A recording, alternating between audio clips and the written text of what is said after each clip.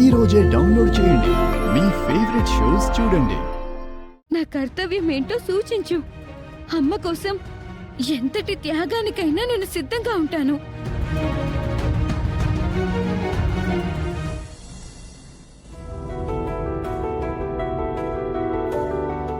బావా, ఏంటి?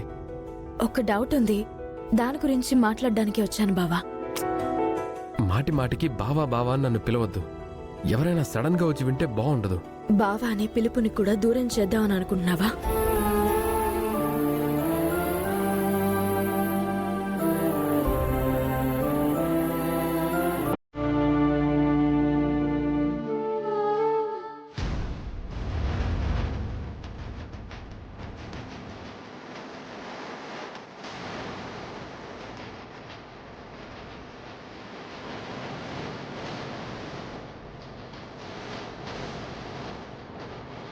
సంజన, ఒక ఇంపార్టెంట్ కాల్ మాట్లాడాలి.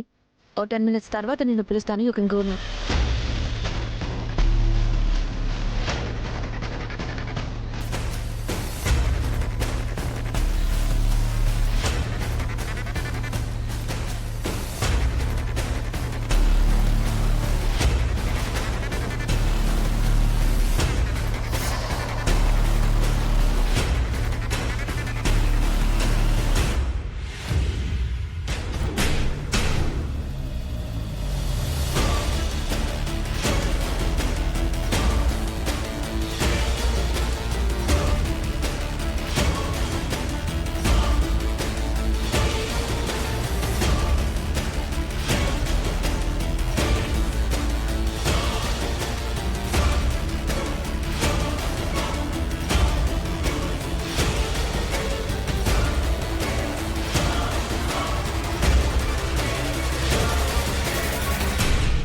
మాయ మనల్ని గమనిస్తుందని భయపడుతున్నావా?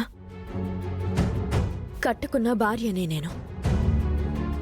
నేను నీ పక్కనుంటే నువ్వు మరో ఆడదాని గురించి ఆలోచించి భయపడుతున్నావు. మన బంధం ఎంతకి దిగజారిపోతుందని నేను అనుకోలేదు.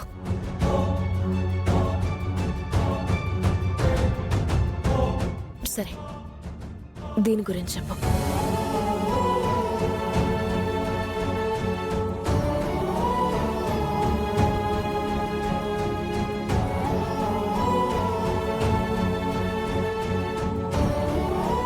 ఏవండి, కాఫీ తీసుకోండి.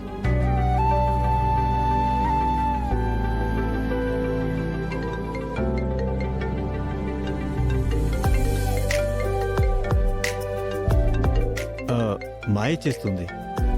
ఆఫీస్కి వెళ్ళిన తర్వాత సాధారణంగా ఫోన్ చేయదు కదా, ఏదో ఇంపార్టెంట్ అయి ఉంటుంది. మీరు మాట్లాడండి. ఫోన్ స్పీకర్ ఆన్ చేయండి. చెప్పు బేబీ. శ్రీకర్ని ఇంటికి తీసుకొద్దాం అనుకుంటున్నాను. ఎందుకు బేబీ? శ్రీకర్ ఇదివరకు 2-3 సార్లు ఇంటికి వచ్చాడు, అది వేరు. ఇప్పుడు తను నాకు కాబోయే భర్తగా మన ఇంటికి రావడం వేరు. అందుకే తీసుకుని వద్దాం అనుకుంటున్నాను. ఓకే, అర్థమైందా? థ్యాంక్స్.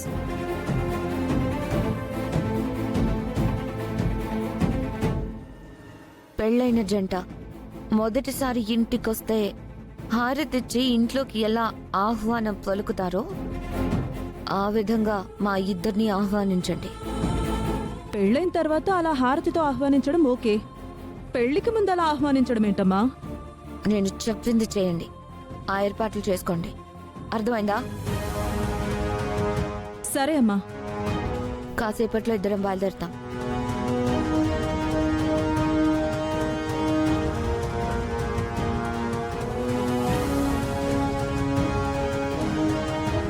ఏంటో ఇది వింత వింత కోరికలు కోరుతుందేంటండి? తనకు నచ్చినట్టు చేయడం తప్ప మనం ఇంకేం చేయలేము. సరే, ఆ ఏర్పాట్లు చూడు. వెళ్ళు.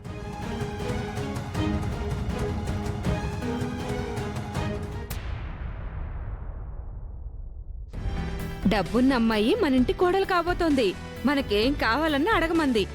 ఎవరెవరికి ఏమేం కావాలో ముందుగానే అనుకుందాం. మంచి ఆలోచన అత్త. ముందు మీరందరూ చెప్పండి, నాకేం కావాలో నేను చివర్లో చెప్తాను. కృష్ణ దగ్గర నుంచి మొదలు పెడదాం. చెప్పు కృష్ణ. ఎప్పటి నుంచో నాకు కారు మీద మనసుంది.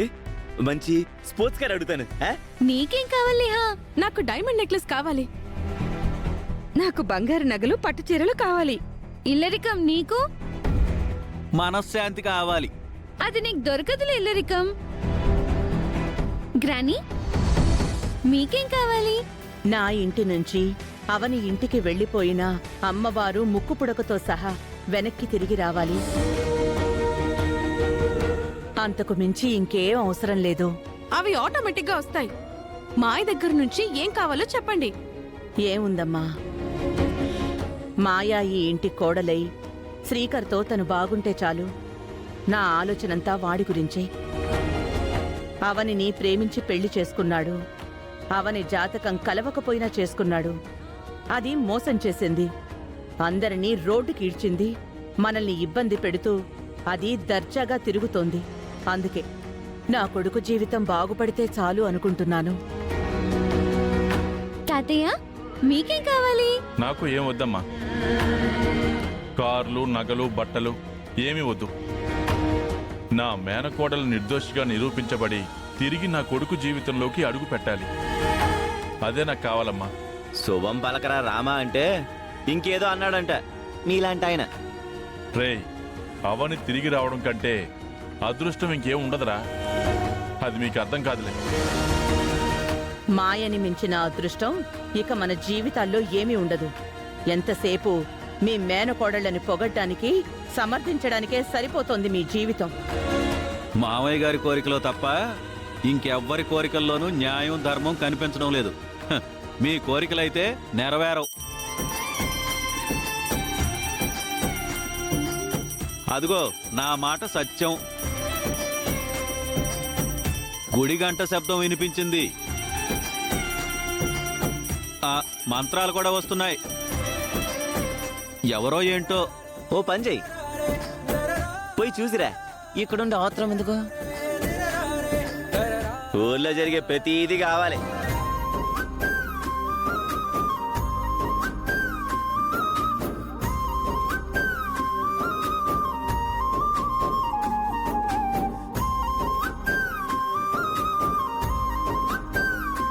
నమస్తే తులసి కళ్యాణి, నమో విష్ణు ప్రియే శుభే, నమో మోక్ష ప్రదే దేవి, నమః అందరూ ఒకసారి బయటికి రండి. సంపత్ప్రదాయకే.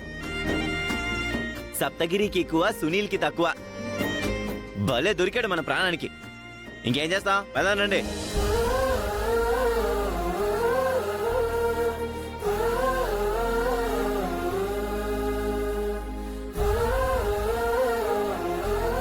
ఎందుకు రమ్మన్నావు? ఆ, అటు చూడండి. నమో మోక్ష ప్రదే దేవి, నమః సంతృప్తుదాయికే.